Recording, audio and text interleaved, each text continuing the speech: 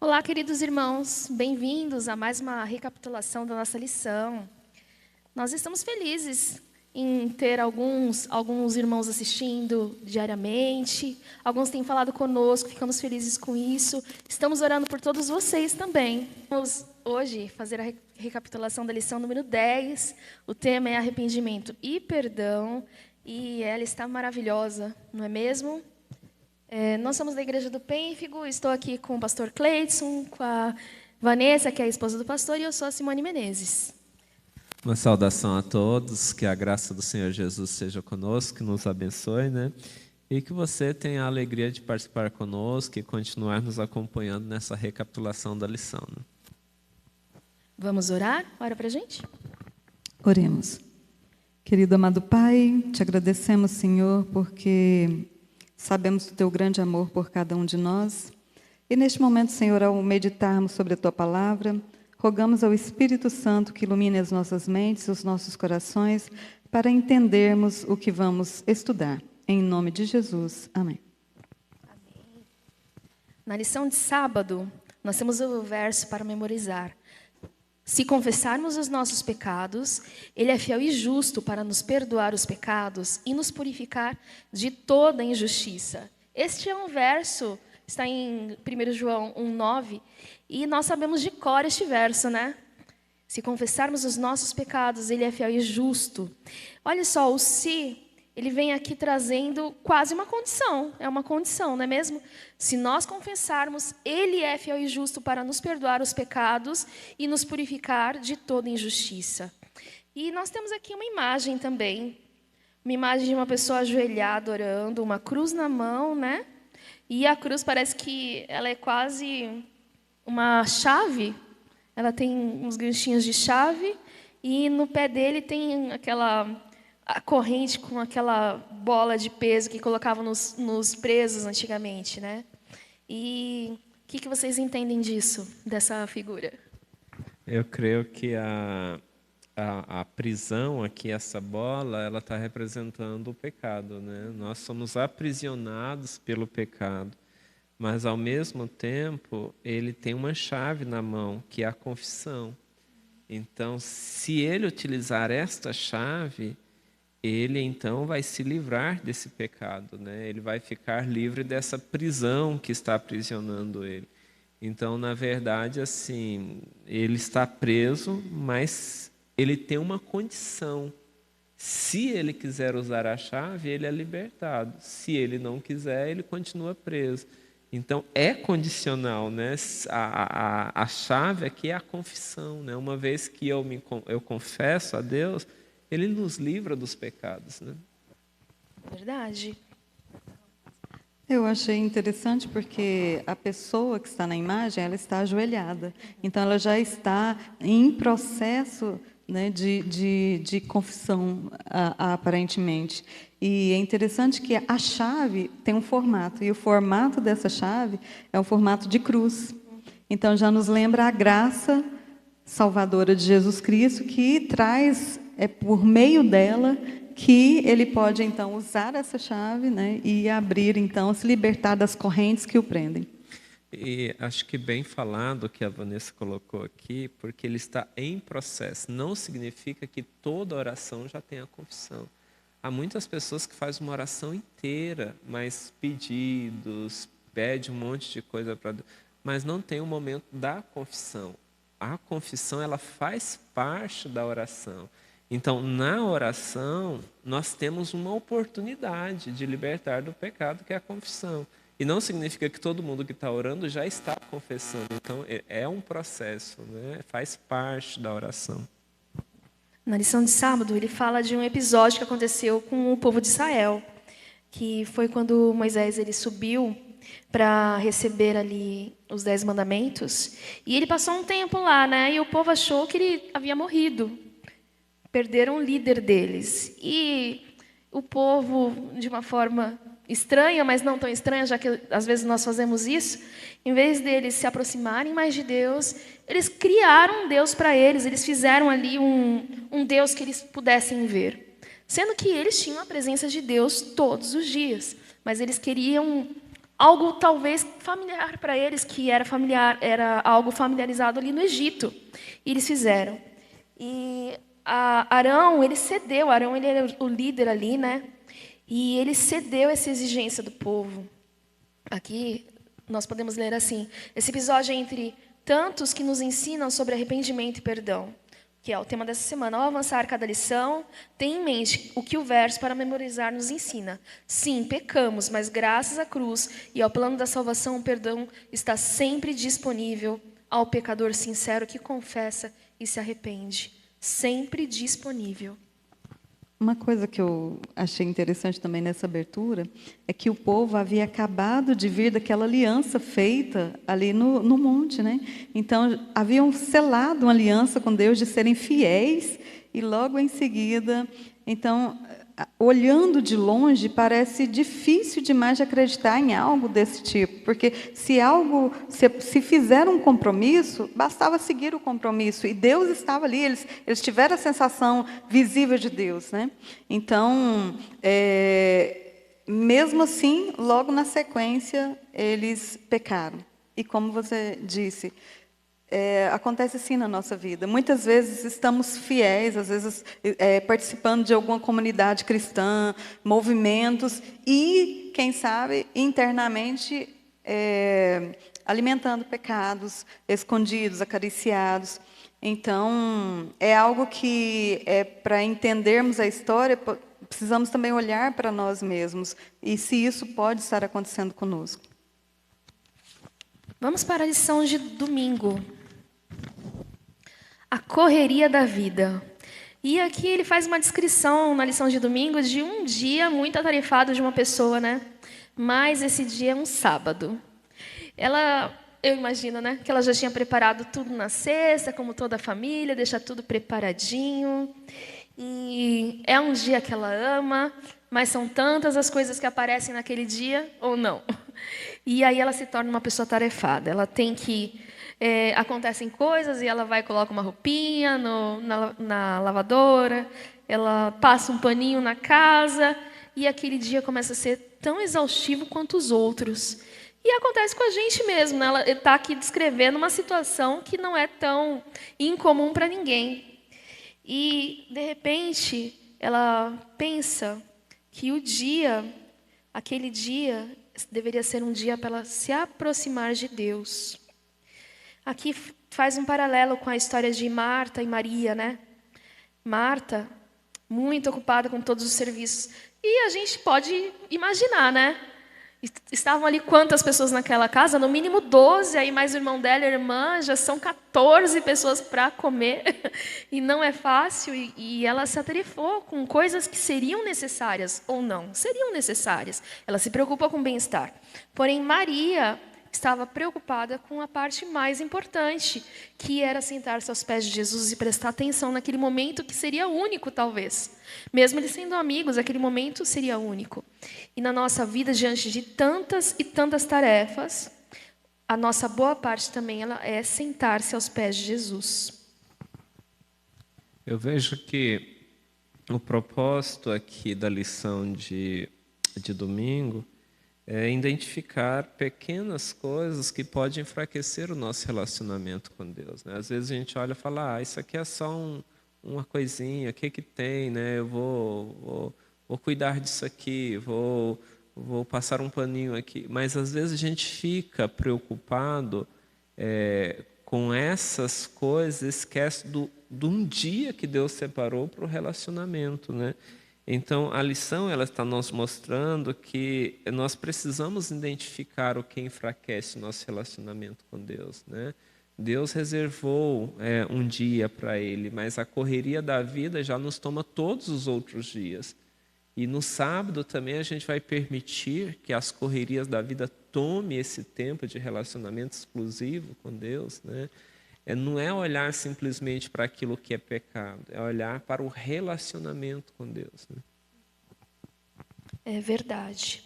E este relacionamento com Deus, ele também é construído, assim como construímos relacionamentos com os nossos amigos, os nossos familiares. E este tempo é importante. O tempo diário que nós passamos com Deus, o tempo que você reserva para você estudar a sua lição, para meditar um pouquinho, esse tempo é tempo de qualidade, tempo de relacionamento, que nós temos que pensar e colocar como prioridade na nossa vida também. E aqui ele fala relacionamento, ele também fala um pouquinho sobre a dor da separação, do pecado e da separação. Eu vou ler aqui. Quando o coração sente a dor do pecado e da separação e clamamos a Ele, Jesus está muito perto. Em suas mãos manchadas de sangue, Ele segura vestes brancas, vê nossas lágrimas de arrependimento e remove nossas roupas imundas. Em seguida, nos envolve com suas vestes puras de justiça, que cobrem o nosso pecado confessado. Completa e perfeitamente, podemos lavar nossas vestes em seu sangue. Que lindo. Olha só, eu anotei umas partezinhas hoje do sermão, né? E no sermão hoje nós aprendemos que o perdão, ele é a ponte entre a cruz e a cura. A nossa cura. E nós precisamos de cura, né? Hoje, quantas e quantas doenças psicológicas, doenças causadas pelo estresse, pela correria do dia a dia nós temos. E é o perdão que é a ponte entre a cruz e a cura. Tanto o perdão que Deus nos dá, que Jesus nos dá, quanto o perdão que nós damos aos nossos irmãos. Então, a gente percebe que o arrependimento, ele começa quando percebemos que estamos longe de Deus. Então, na experiência do povo ali com o bezerro de ouro, podemos perceber que aqueles que se perceberam que estavam errados e se arrependeram, então foi aí que começou então esse processo para receber o perdão, né?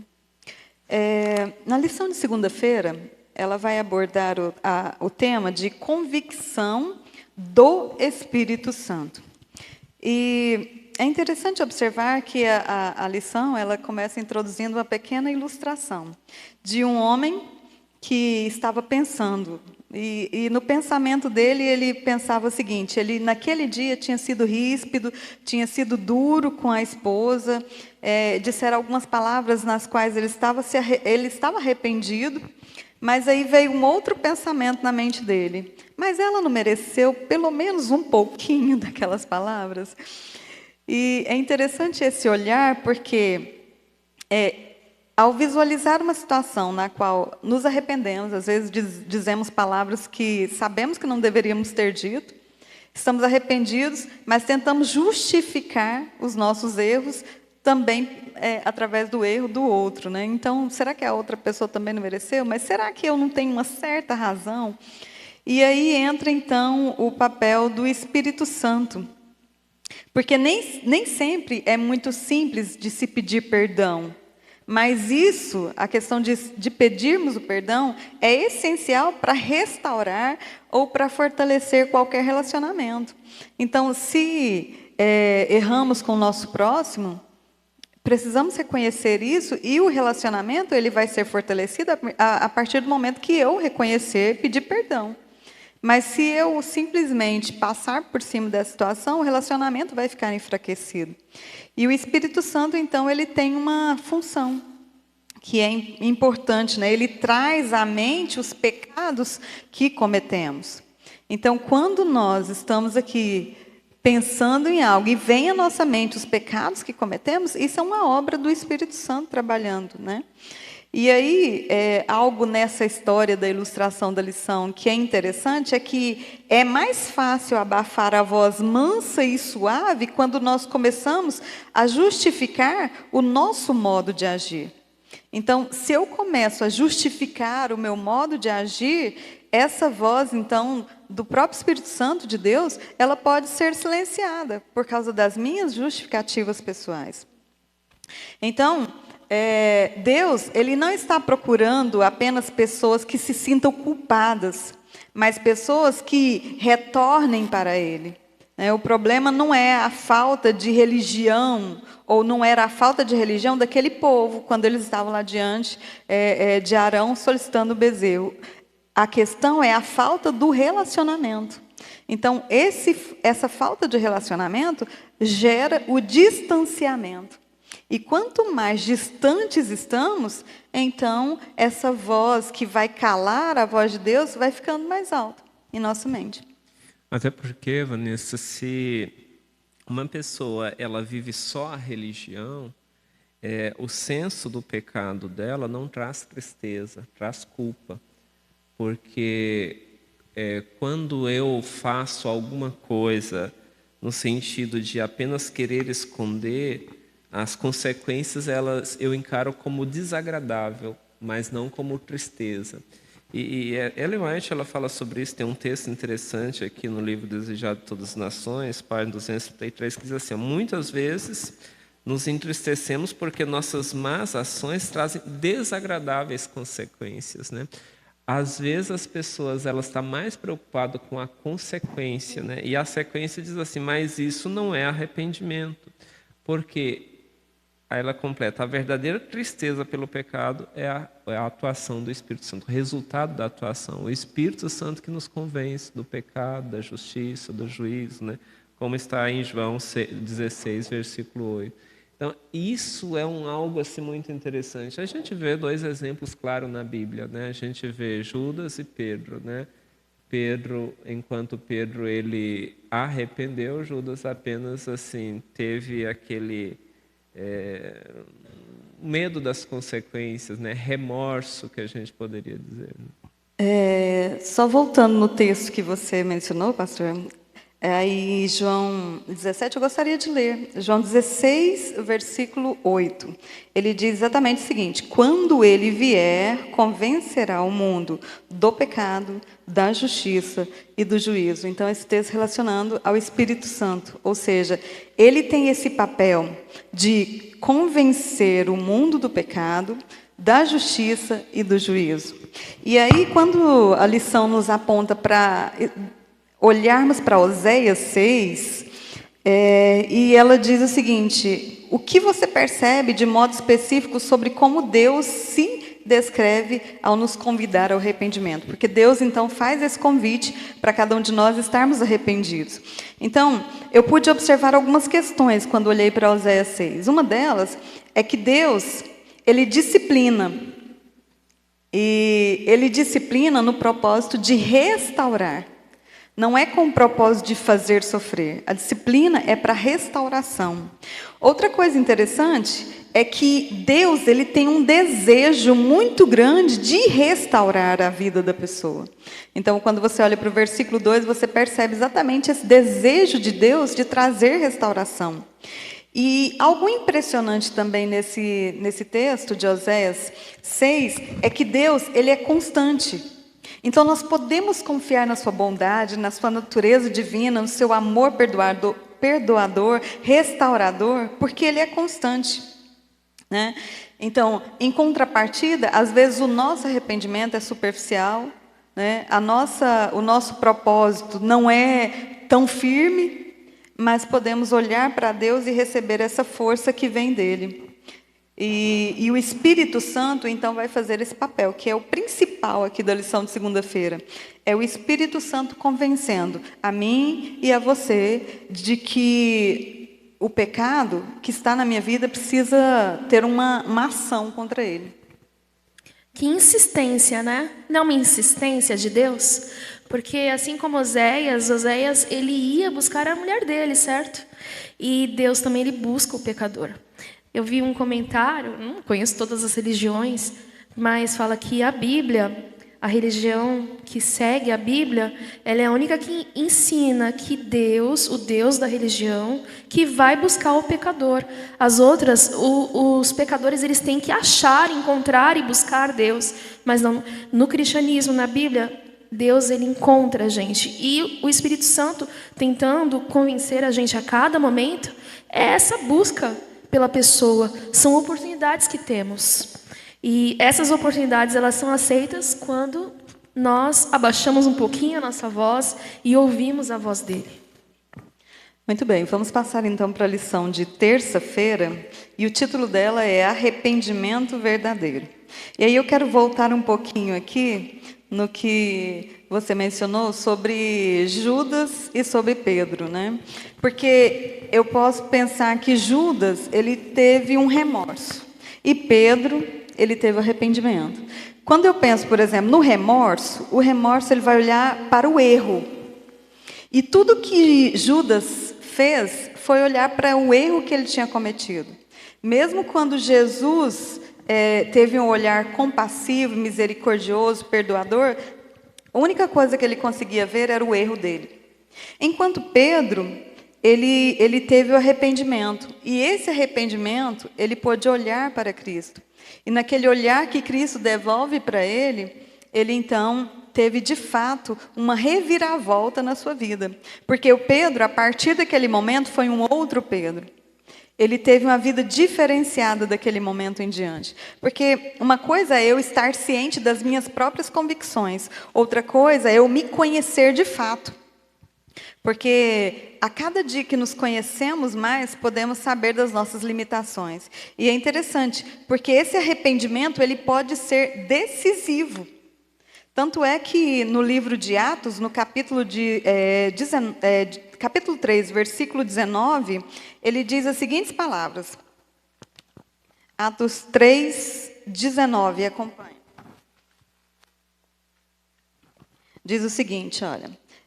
Arrependei-vos, pois, e convertei-vos para serem cancelados os vossos pecados. Duas palavras muito importantes aqui. Primeiro, arrependei-vos. E depois, convertei-vos. O arrependimento é uma mudança interior. Agora, a conversão, ela é uma mudança exterior. Ou seja, nas minhas ações, na minha forma de lidar com as pessoas, na minha forma de demonstrar o que eu estou acreditando, isso passa a ser, então, a mudança exterior. Então, veja, o texto, ele nos convida ao arrependimento e à conversão. E a própria palavra conversão, ela nos leva a uma mudança de rumo, né? Quando a gente está no trânsito e faz uma conversão, a gente muda o sentido da caminhada. Então, essa bondade, a paciência de Deus nos levam a esse arrependimento. E a lição aborda que esse arrependimento ela não acontece de uma vez. São 2 passos. Primeiro, uma tristeza sincera pelos nossos pecados. E depois, então, nós temos a decisão honesta de abandonar, deixar para trás. E é interessante quando o Apocalipse aborda lá o tema de que o Senhor ele não retarda a sua promessa, como alguns julgam demorada, mas, pelo contrário, Ele é paciente, Ele é longânimo. Então, Deus espera pelo meu arrependimento, pelo seu arrependimento, pela nossa conversão.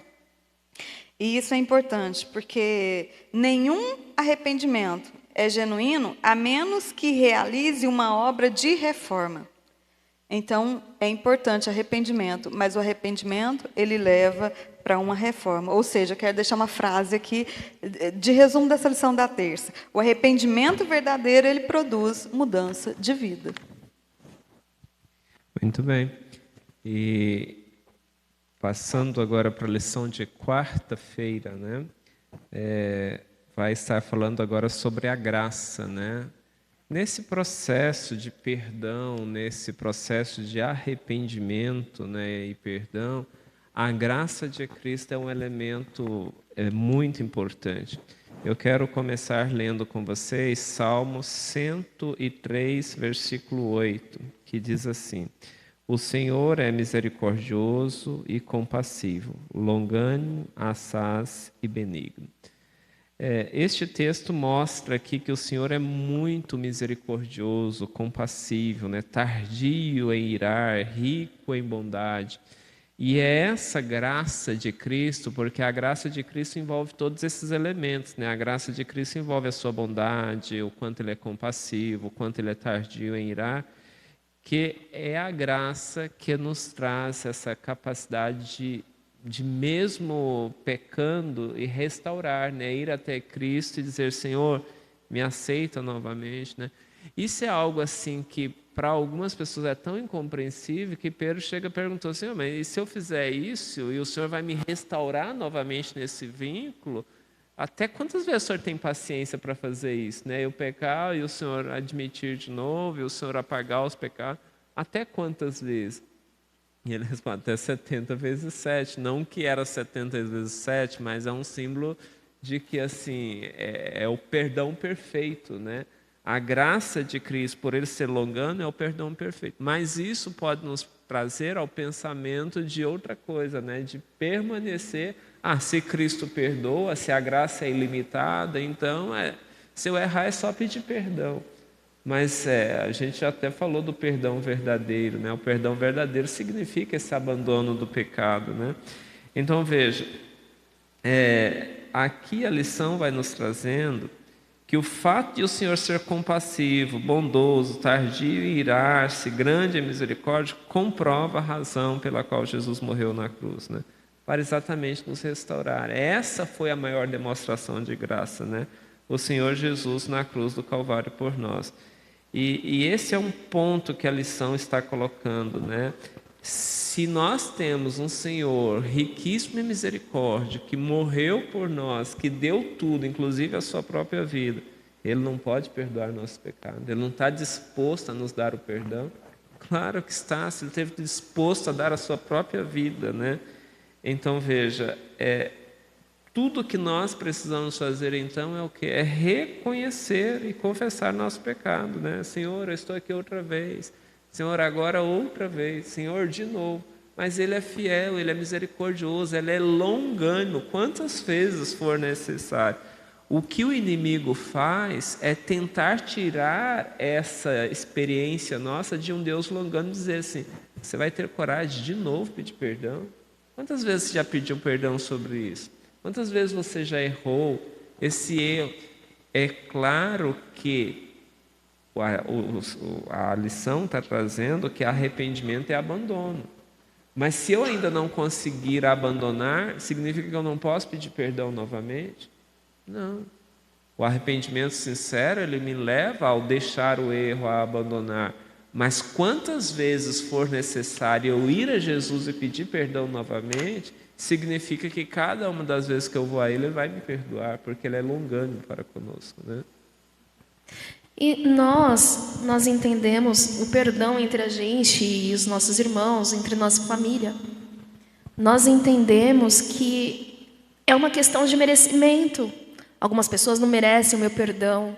E eu acredito que a gente acha que o perdão divino conosco também vai pelo merecimento nosso com Deus. E não tem. Nós não merecemos o perdão, essa é a verdade. Mas pela graça, Deus nos perdoa. Porque se fosse depender do nosso merecimento, nós nunca seríamos perdoados. Nós não merecemos. Pelo meu pecado, o próprio Deus ofereceu-se em sacrifício. Nós não merecemos isso. Porém, é pela graça. E aqui fala graça suficiente. Ele tem graça suficiente para nos conceder o perdão. A lição ainda diz assim, por isso nós não devemos permanecer longe da cruz. É o sentimento de entrega total de Jesus na cruz que reaviva todos os dias em nós o sentimento dessa misericórdia, de um Deus que deu tudo por nós, né? Romanos 6, versículo 23, quando a gente abre lá em Romanos, a Bíblia diz assim, porque o salário do pecado é a morte. Não significa que o pecado não é grave, o pecado traz morte, mas o complemento diz, o dom gratuito de Deus é a vida eterna em Cristo Jesus. Ou seja, o pecado é gravíssimo, o pecado é um abismo que nos separa totalmente de Deus. Não é que aqui está minimizando o pecado, aqui está exaltando a graça que é grande demais, que é poderosa demais, porque o pecado ele é tão grave que ele causa a morte. Mas o dom gratuito de Deus, ele é tão completo, tão pleno, que ele cancela o pecado em nós. Isso é porque Deus é assim, é gigantesco, poderoso, o único que pode apagar esse pecado em nós, que é capaz de gerar a morte. Olha que coisa grandiosa, né? E Romanos 5, versículo 8, é um outro texto também que eu quero registrar aqui. Mas Deus prova o seu próprio amor para conosco pelo fato de ter Cristo morrido por nós quando ainda éramos pecadores. E olha só, graça é exatamente isso, né? Jesus morrer não pelo que é bom, não pelo que obedece, não pelo que está assim, sempre fazendo certinho. Ele morreu pelo pecador. Então, às vezes você pensa assim, Jesus, eu já fiz muito, eu já fui longe demais, né? Já cometi muito pecado. Ou, às vezes alguma pessoa pensa assim, será que tem arrependimento para mim? Será que uma pessoa já foi tão longe ao ponto que não pode mais pedir o perdão a Deus? E a Bíblia declara, ainda que seu pecado seja como escarlata, ainda que seja como carmesim, Deus torna branco como a neve, como a lã, né? Puro como a lã. Então não existe pecado que Deus não possa perdoar, desde que o arrependimento ele seja sincero, né?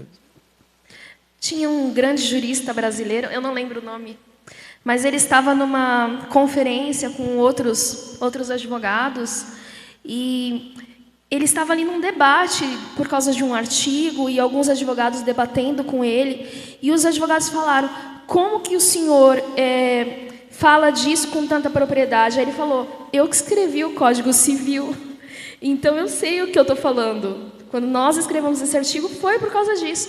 E aqui, a graça ela é desse jeito porque Deus escreveu a lei. Ele escreveu parte por parte da lei. E a lei é universal. Na semana passada, o próprio pastor falou assim que a lei ela é eterna. Ela é universal, ela é eterna. E Deus ele também cumpre a lei. Porque Ele escreveu.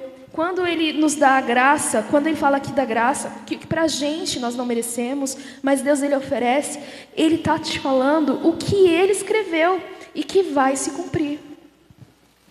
A lição de quinta-feira, ela vai nos trazer outro elemento, porque depois de ter recebido a graça e ter sido perdoado, o processo não termina com o perdão. O processo termina com a justificação. O processo assim da salvação termina no processo de sermos justificados, né? E então a lição diz assim: somos justificados, e essa justiça não vem de nós, né? Jesus também nos dá a justiça. Ou seja, a justiça é dele e agora ele nos cobre com as suas vestes de justiça e diz assim, antes você era pecador, mas agora você arrependeu, você veio até mim, você confessou e eu agora vou te tornar justo novamente. E ele nos declara justo. E assim, como nós somos declarados justos? Nós somos declarados justos a partir do momento que aceitamos pela fé os méritos de Cristo e então Ele nos cobre com as suas vestes de justiça. Até tem uma parábola no livro de Mateus 22, o versículo 1 e 14, conta a parábola aqui da festa, né? Onde o homem aparece sem as vestes, né? Própria daquela festa. E então Jesus chama aquele amigo, você não pode estar na festa. Ele ainda chama de amigo, né? Porque você não pode estar, porque você conhecia as vestes próprias para a festa e você não veio com essas vestes, né? Hoje Jesus nos oferece as vestes, mas assim, nas grandes bodas não entraremos sem essa justiça, né? Então hoje ainda temos a oportunidade de arrepender, de confessar, de vestir essas vestimentas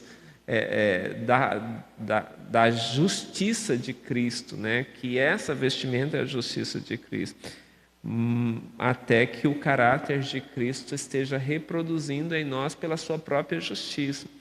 E aqui tem uma citação, a lição traz uma citação do livro Parábolas de Jesus, que eu quero compartilhar também, que diz assim, a justiça de Cristo e seu caráter imaculado é pela fé comunicado a todos os que aceitam a Jesus como Salvador pessoal.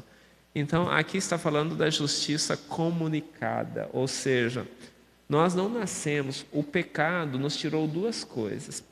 Quando Adão pecou, ele perdeu duas coisas que faziam parte do seu caráter. Adão nasceu com amor, e Adão nasceu com justiça. Deus criou Adão assim. Mas o pecado, ele tirou isso. E todos os descendentes de Adão passaram a nascer sem amor e sem justiça. Ou seja, todos nós, quando nascemos sem amor, egoísta. Pergunta para uma criança, você vê, divide os pirulitos que eu te dou. Algumas vão juntar e vão dizer, é meu, né? É tudo meu. Então, nós nascemos egoísta. O amor ele é desenvolvido em Cristo, né? Cristo é a fonte de amor. Nós nascemos sem justiça. A justiça ela é compartida por Cristo. À medida que vivemos mais perto da cruz de Cristo, aí então nós vivemos mais essa justiça, né? E é exatamente isso, né? Adão e Eva no Jardim do Éden, eles eram cobertos dessa justiça. E é por isso que eles não sentiam e não percebiam a sua nudez. Não é porque eles estavam nus, eles estavam vestidos com as vestes da justiça. E essas vestes de justiça é chamado de vestes de luz, né? É a veste que cobrem eles de tal maneira que eles não sentiam. O que trouxe a noção deles de que estava nu foi o pecado. Eles perdem a justiça. E quando eles perdem a justiça, eles perdem as vestes. Então eles se sentem nus, porque agora eles foram descobertos da justiça de Cristo. Sempre que a justiça de Cristo não nos cobre, a gente se sente pecador, a gente se sente nu, a gente sente a miséria do pecado. E Satanás aproveita dessas circunstâncias para mostrar: você é pecador, você não presta, você não precisa ir a Deus, né, porque você é um grande pecador. E então Jesus olha para nós e diz: a minha graça te basta, o poder se aperfeiçoa na fraqueza, né? Então é isso que nós precisamos, dessa graça, né? Receber essas vestes, entender que nós somos pecadores, né? E tem uma outra citação da parábola de Jesus, página 182, que eu também quero compartilhar. Diz assim: nus e envergonhados procuravam suprir a falta das vestimentas celestiais, entrelaçando folhas de figueira para se cobrirem. O homem nada pode fazer para suprir as perdidas vestes de inocência. Nenhuma vestimenta de folhas de figueira, nenhum traje mundano pode ser usado para quem se assentar com Cristo e os anjos à ceia das bodas do Cordeiro. E aí termina dizendo: somente as vestes que Cristo proveu pode habitar-nos a aparecer na presença de Deus. E essas vestes é a sua própria justiça. Olha que tremendo isso, né? Cristo dará a todos os que se arrependerem e crerem essa justiça. Essa justiça não é a nossa, é a de Cristo, né? Eu gosto muito de comparar com uma ilustração. Considera que uma pessoa perdeu, por exemplo, um braço. E ele nasceu com esse braço e ele perdeu. E então ele é convidado por uma empresa multinacional a fazer um implante gratuito, né? Essa empresa está fazendo ali um teste de um braço mecânico, mas revestido de pele sintética que imita a pele natural, que tem todos os movimentos ali do braço, e a pessoa é convidada a fazer ali os testes, né? Ele vai ser ali um experimento. E aí, ao ser convidado, ele ganha de presente esse braço mecânico. Eu pergunto: esse braço é dele? Ele ganhou, foi dado de presente, mas é dele? A resposta é duas. Por natureza, não. Ele não nasceu por natureza, mas por doação, sim. A justiça de Cristo é exatamente isso, né? A justiça, quando Cristo nos dá, ela é nossa. Sim, ela passa a ser nossa por doação.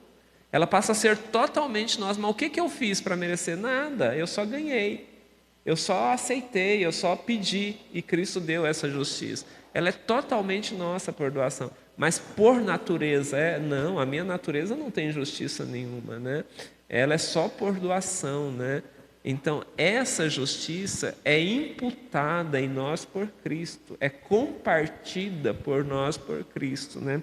E isso é grandioso, né? Porque Cristo pega aquilo que foi mérito seu, vencer o pecado na cruz, e agora diz: eu vou compartilhar com todos que aceitar o sacrifício, né? Qualquer um que aceitar o sacrifício na cruz, ele vai receber essa justiça. Isso é maravilhoso, né? Podemos ir para a lição de sexta? Eu vou começar, porque eu anotei uma partezinha da pregação também, que eu acho que resume bem a lição, a lição 10. E é da Parábolas de Jesus também, página 127. Eu vou escrever para vocês, não está na lição. O perdão que recebemos por meio da cruz não é apenas para consolo. ele é para transformação. Aquele que recusa perdoar, rejeita a única esperança de perdão. E olha só, o perdão, nós temos que dar o perdão também para os nossos irmãos, para receber também. Porque eu acredito que se você não acha que você é merecedor do perdão, como que você vai pedir, não é mesmo? E ele é aquele que rejeita a única esperança de perdão. E sem o perdão, nós não teremos um relacionamento com Deus e nós não teremos a vida eterna. Olha a importância do que é. Foi disso que, para mim, foi o mais importante dessa lição dessa semana. Saber a importância do perdão na minha vida e na do próximo. E me perdoar também dos meus erros para aceitar o perdão divino. Eu quero salientar Oséias 10, 12. Semeiem a justiça e colham a misericórdia. Lavrem o campo não cultivado, porque é tempo de buscar o Senhor, até que Ele venha e chova a justiça sobre vocês. Então, hoje é o tempo de buscarmos. Nós temos este momento para reconhecermos, nos arrependermos, confessarmos o nosso pecado e nos voltarmos para o nosso Deus, porque este é o tempo de graça e de misericórdia. E dizer que não existe perdão sem graça. Isso é muito importante entendermos, porque também não existe a restauração sem o arrependimento. Então, podemos ver que pelo sangue de Cristo Jesus, vertido na cruz do Calvário, nós podemos receber a graça e podemos ser salvos mediante a fé em Cristo Jesus. Muito bem. E eu quero ressaltar aqui uma parte da oração do Pai Nosso. Quando Jesus ensinou os seus discípulos, eles ensinou para que eles deveriam orar dizendo: não nos deixe cair em tentação, né? Mas livrai-nos do mal. A graça de Cristo, ela está disponível a nós, mas nós precisamos todos os dias buscar esse auxílio para não cair nessa tentação, né? Não significa que a graça ela é abundante, que agora eu posso pecar abertamente porque eu tenho uma graça que pode me perdoar, né? Jesus já ensinou através da oração, diz assim: a graça é um privilégio, mas eu não preciso estar precisando dela sempre, né? Eu posso viver com essa graça para não pecar, não apenas para dizer: Senhor, agora eu pequei, preciso da tua graça. Não, a oração do Pai Nosso nos ensina exatamente isso. Não nos deixe cair em tentação, mas livra-nos do mal. A graça é um poder grandioso para nos viver na presença de Cristo, a tal ponto que não deixar que o pecado nos cause essa separação de Deus, né? E esse é um ponto muito interessante, né, do que a lição vem trazendo. Então, nós vimos, através dessa lição, pontos muito interessantes sobre arrependimento e perdão, né?